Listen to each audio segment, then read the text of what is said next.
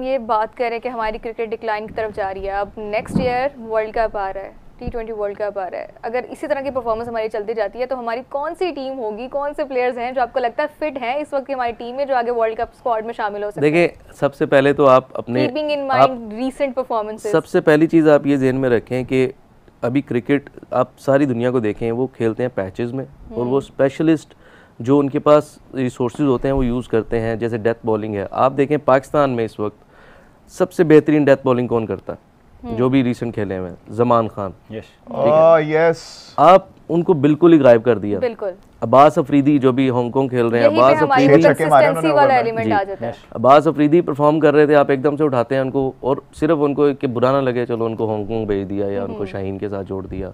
ये सारी चीज़ें आपको देखनी पड़ेंगी। आपको एज अ प्रोफेशनल आपको बारियां नहीं देनी। आपको पाकिस्तान खेलना इतना आसान नहीं बनाना। आपको टीम के लिए सोचना है, पाकिस्तान के लिए सोचना है।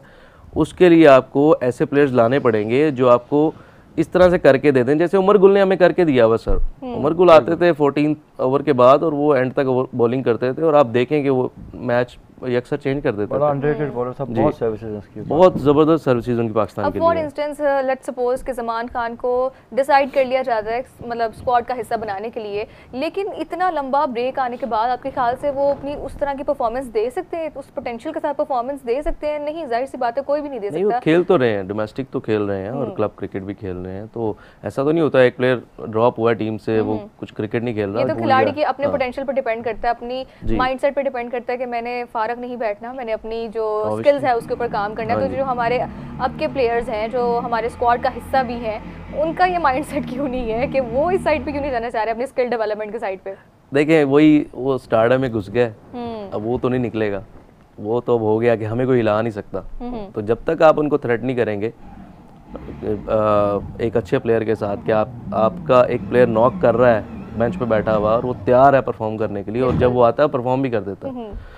तो जब तक ये चीज़, अब मोहम्मद हारिस को हमने बड़ा ट्रोल किया, लेकिन एक जो मेरे ख्याल से ज़्यादती मोहम्मद हारिस की है कि ओपनिंग और वन डाउन पे उन्होंने परफॉर्मेंस दी है। जैसे ही उन्होंने परफॉर्मेंस दी है आप उनको वापस नीचे ले गए। किधर? ओपनिंग पोजीशन पे भी और वन डाउन पे भी 50s हैं उनकी, और उनकी जो सूटेड पोजीशन भी है वो भी यही है। हाँ भाई, ये आप मुझे बहुत पसंद नहीं, आप स्टैट्स निकालेंगे ना, आप देखेंगे उनको कितने कम मैचेस मिले हैं इस पोजीशन पे। एक मैं मिसाल सिर्फ दे रहा हूँ कि अगर आप एक प्लेयर को जो अच्छी जगह पे यूज़ हो सकता है उसकी उस जगह पे आप यूज़ नहीं करेंगे तो फिर आप फेल है as a management, as an analyst. Question है मेरा, माधु मुझे बताइए जी, उस्मान खान इस टीम में कैसे है वापस? ये मैंने कहा था, ये कमिटमेंट के थ्रू वो आए हैं कि आपने कमिट किया हुआ, और ये यकीन करें यूएई के लिए ना ये सबसे मेरे से गोल्डन दिन था जिस दिन उन्होंने ये डिसाइड किया कि उनका क्लेम टू फेम ये कि बेचारे ने बड़ी कुर्बानी दी। हाँ, मोहसिन साहब ने बड़ी अच्छी बात की थी। मैंने ना उनसे ये वाला सवाल किया था, उस्मान खान कैसे टीम में आ गया ना। उन्होंने बड़ा खूबसूरत जुमला कहा था मुझे, कहते हैं उसी मेरिट पे जिस मेरिट पे मोहम्मद हारिस आया था। मैंने कहा ओके, आई अपोलोजाइज मोहसिन साहब। देखिए, मोहम्मद हारिस फिर भी पीसीबी के सर्किट, डोमेस्टिक सर्किट में रहा, उसे बाईपास नहीं किया, बाईपास नहीं हुआ, कहीं बाहर से आके खेल नहीं गए, तो ये एक चीज़ बुरी होती है। इसी वजह से डिसार्ड होते हैं प्लेयर। आप देखें कितने प्लेयर्स ऐसे हैं जिनकी आज सब्जी की दुकानें हैं, फ्रूट बेच रहे हैं, काम कर रहे हैं कहीं फैक्ट्रियों में, बड़े बड़े अच्छे टैलेंट थे जी, बाहर चले गए हैं काफ़ी सारे। हमारे साथ लड़के खेलते थे, अभी यूएई डेब्यू किया उन्होंने, हैदर अली करके लड़का है, एशिया कप में डेब्यू किया, बड़ा जबरदस्त परफॉर्म किया हमारे साथ। वो खेलता था, पाकिस्तान के अगेंस्ट बहुत अच्छा परफॉर्म करते हैं वो प्लेयर्स जो इनको यहाँ पे मौका प्यार जो मिलता है उनको निकालते हैं। एग्जैक्टली, उनके स्किल सेट उस तरह के होते हैं कि वो जब दूसरी कंट्रीज में जाते हैं तो वो उनको लोग हाथों हाथ लेते हैं, उनको परफॉर्मेंस भी करके देते हैं।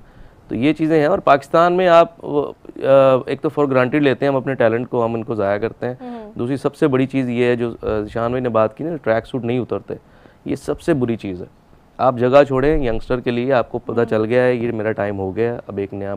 और हाँ, सबसे मेन चीज़, हर प्लेयर की ये जिम्मेदारी होनी चाहिए कि जब वो अपनी जगह छोड़े वो अपनी जगह पे एक प्लेयर देके जाए। बहुत प्यारी बात की माधु, ये बहुत कम लोग की बात करते हैं ये, लेकिन यही बात आ जाता है ना, अगर आपका माइंडसेट मेंटोरशिप वाला है तभी आप ये काम कर सकते हैं। वो इनसिक्योरिटी हमें है तो हम कैसे माइंडसेट से निकलेंगे तो फिर इस तरह का काम करेंगे, तो होगा ही नहीं।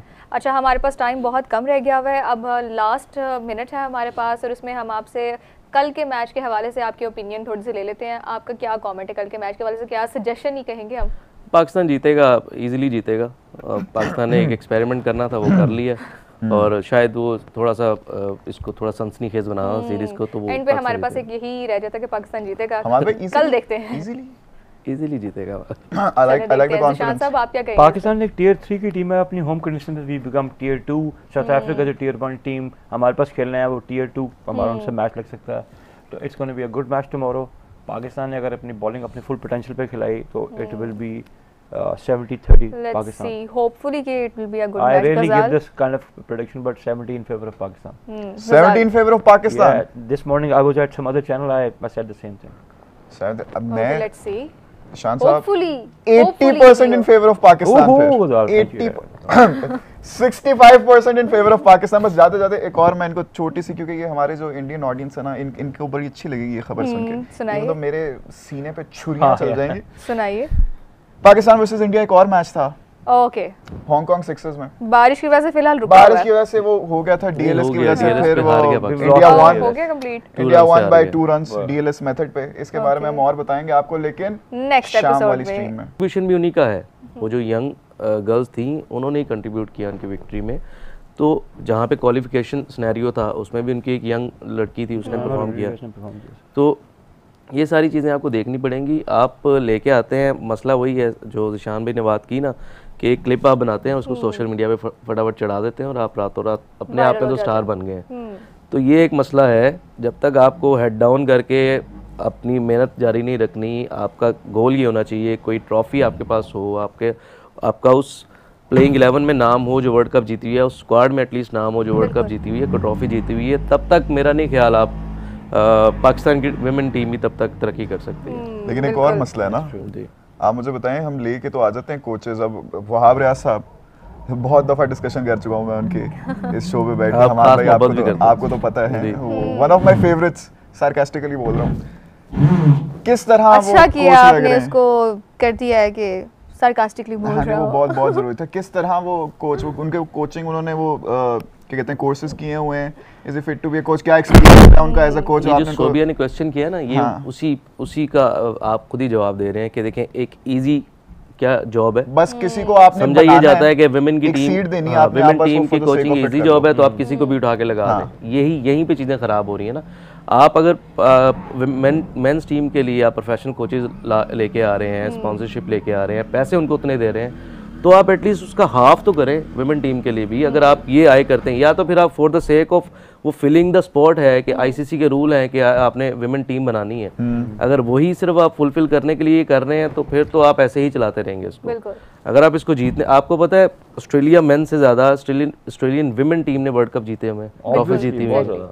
12 जीते हुए हैं ऑस्ट्रेलियन मैन ने, 15 जीते हुए हैं विमेन ने। And same goes for England. I didn't know that. Same goes for England. After England West Indies, उसके बाद वेस्ट इंडीज है 2 और फिर इंडिया है 1। तो आप प्रायोरिटी देखें, आप इक्वल अपॉर्चुनिटी दें। आप पैसे अगर उतने नहीं दे रहे तो एटलीस्ट उनको उतनी सिक्योरिटी तो दे दें, फिर फैसिलिटीज तो कम से कम फैसिलिटीज दे दें। आप WPSL की बात आप कर रहे थे, आप कह रहे थे कि छोटे लेवल का करवा दें। क्यों छोटे लेवल का करवाते हैं? आप उतनी मेहनत करें उस स्पॉन्सरशिप लाने के लिए, टैलेंट तो निकल गया है, लेकिन कुछ तो करें ना। मेरा ये है कि कुछ तो करें, ये ना हो कि आप एक बस स्टैंडर्ड सेट कर दो, उसके चक्कर में आप करो ही ना। मैं कहता हूँ स्टार्ट फ्रॉम समवेयर, कुछ तो करो। एक्चुअली ना एक वर्ड होता है चैनल डेवलपमेंट, ये बड़ा बज़ वर्ड है, लेकिन आई हैव डन दैट, तो मैं बता सकता हूँ आपको।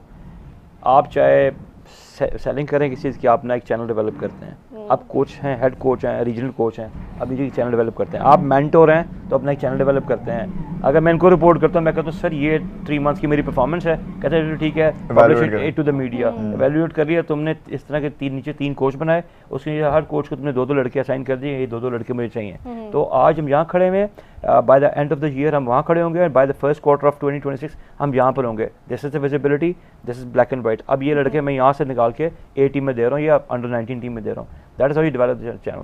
आप एक काम कीजिए, PCB के तो तमाम डॉक्यूमेंट्स पब्लिक डॉक्यूमेंट डोमेन के है ना, आप देख लीजिएगा। जब आपने नेशनल वनडे कप करवाया था, when you wasted a lot of money in Faisalabad, मैं फैसलाबाद के लिए हैप्पी हूँ, वहाँ क्रिकेट हुई थी, क्योंकि वहाँ पर लोग आते हैं। लेकिन I at the same time I am really sceptical कि आपने वहाँ जो पैसे इन्वेस्ट किए, उसमें टूर आ रहा था इंग्लैंड का, खेलने से टेस्ट मैचेस, आपने वनडे का टूर्नामेंट करवा दिया। फिर जब वनडे का कप आ रहा था, आपने T20 अब करा दिए। जब तक आप अपना FTP अलाइन नहीं करेंगे डोमेस्टिक के साथ अपनी, और अपनी इन चीज़ों को एवेल्यूशन में नहीं डालेंगे, तो फिर क्या काम हो रहेगा आपका? आपका कैपेसिटी इंडिकेटर क्या हो गया? आपका मेंटोर ने क्या किया, आपका मेंटोर आज भी मेंटोर, मैं ट्रैक सूट पहनने की बात करता हूँ ना, Sarfaraz was still playing for Karachi reason.